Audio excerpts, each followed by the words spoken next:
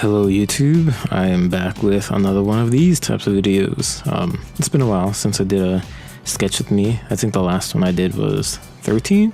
I think this one is 14. I might be wrong, but whatever number you see in the title of the video is the number that I'm up to.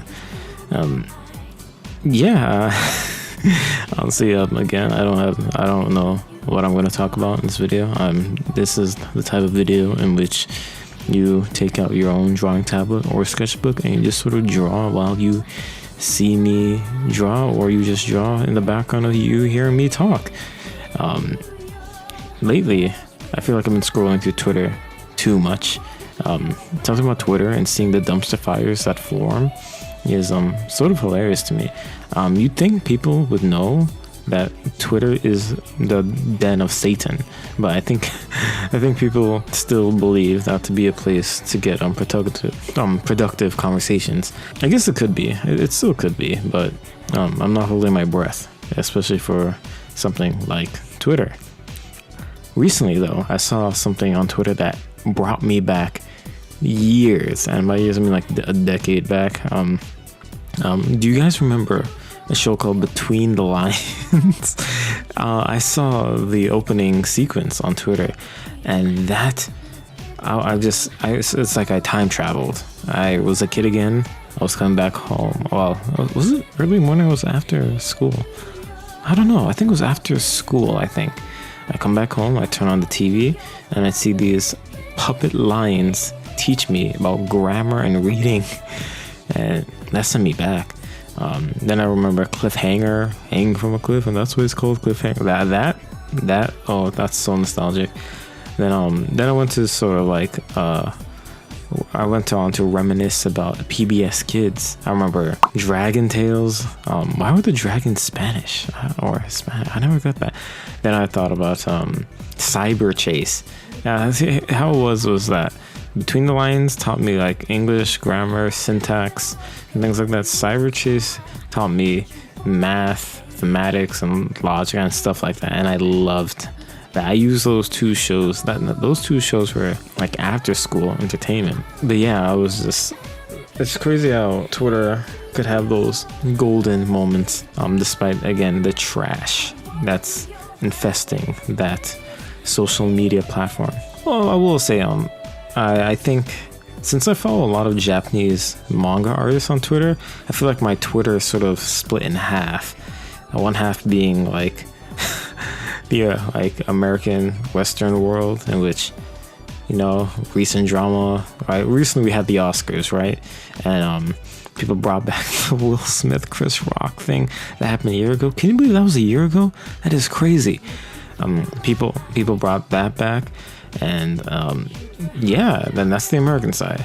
Now, since I follow these Japanese manga artists, and so I'm receiving like a bunch of Japanese like pictures in my feed, and I feel like that side is much more art centered. So I would say, while I do think Twitter is absolute garbage, I think that there's a space in which you could make it a space in which it's not necessarily always toxic, because honestly Twitter, you control who you follow. So the one thing that sucks is that other people's likes and followers show up on your feed too, and then there's the retweets and all that. So I would say either way, you're sort of not only seeing the people you follow, you're seeing what they like and who they follow and what they retweet. So you might have to find a way to curate that to your own liking, or just, you know, don't always be on social media, please. I think the most like exposed or the highly saturated tweets people share are just the ones that have like huge followings, and therefore that's sort of the stuff you'll see, like the high saturated stuff. Obviously there's a trending page on Twitter, so whatever's trending, I guess, is what you're gonna see a lot. It's always just drama though. Christ.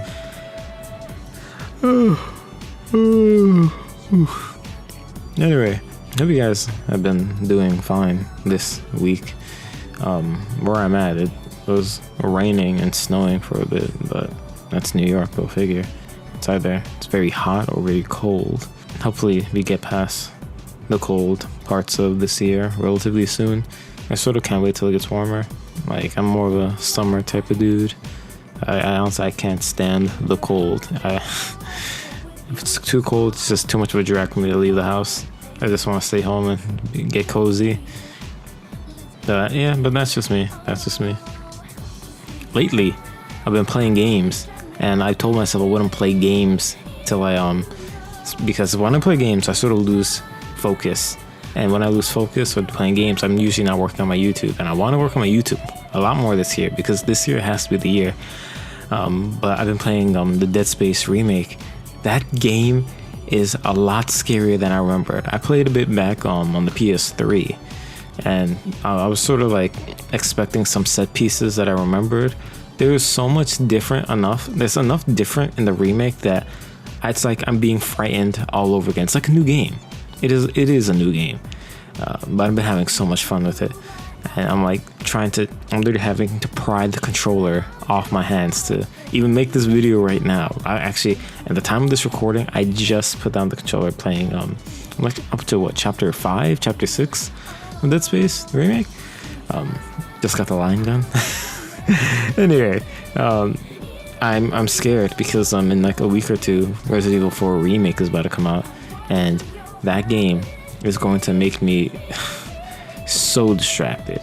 I played the hell out of Resident Evil 4 back in I had it on the PS2. I know that wasn't the best version. I know the GameCube version was better, but I only had a PS2. Actually, I did have a GameCube. I just didn't get the GameCube version of Resident Evil 4. Anyway, I played it back to front. I did Separate Ways, did that mid Mercenaries. I got all the extra guns, the costumes. I played that game so much that there was nothing else to do besides, I guess, play Resident Evil 5 and 6 and 7 and 8, and now we're back to the remakes, a remake of 2, remake 3, and then now we're up to RE4 remake. I'll try to be productive when that game comes out. I think I'll try to do it in bursts or waves, or do it in chapters. Like, I did chapter 1, let me put the controller down. Let me make a video, let me do some art. But it's addicting. Games are addicting. And, dopamine is addicting. So I'll try to work that out. Yeah. Also, in terms of artist analysis, because I know you guys love those types of videos, here's what the game plan is looking like. The next artist analysis, if you guys made up to this far in this video, by the way, like, comment, subscribe. I'll say it again later in the video, but if you got to this point, I don't know, spoil it, but the next artist analysis I'm going to do, that I'm working on right now, is Yusuke Murata, because a lot of people won't shut up about him, and next to Kentaro Miura, but Yusuke Murata is an artist that a lot of people have wanted me to look at, and I've been reading a bit of Ice Shield, and I sort of got in the mood to want to talk about him, so I'll do him. And after that, I should be doing a video about Kyu Hayashida, hopefully. So Yusuke Murata, then Kyu Hayashida. I just need to finish Dorohei Doro, because I do have the art book for Dorohei Doro that I still haven't opened yet. I didn't open it because that art book was going to spoil me on what happens later, and I do want to read it. It's just, again, games and other things have been keeping me busy. That, and I do have 2 jobs, so I am busy most of the time, and then I go to the gym. Anyway, again, I have a lot on my plate, but I don't want to make excuses.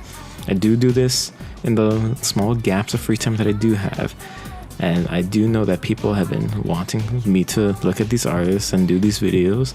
I don't want to keep opening up like so much empty spaces between uploads, because you guys, I sort of like that you guys want me to upload more, and that is motivating. So anyway, thank you again for the people that make it to the ends of these videos. I know that sometimes I sound drowsy, and I sometimes ramble on, and I sometimes am incoherent, but for the guys that do like this video, thank you so much for watching. Again, like, comment, subscribe, share the video if you like. My social media accounts are in the description. My Twitter that I mentioned in this video, my Instagram, my Patreon, and the Twitch that I still don't use that often, if at all. It's in the description. I will one day stream on Twitch, one day. Again, thank you so much for watching, and I'll see you guys in the next one.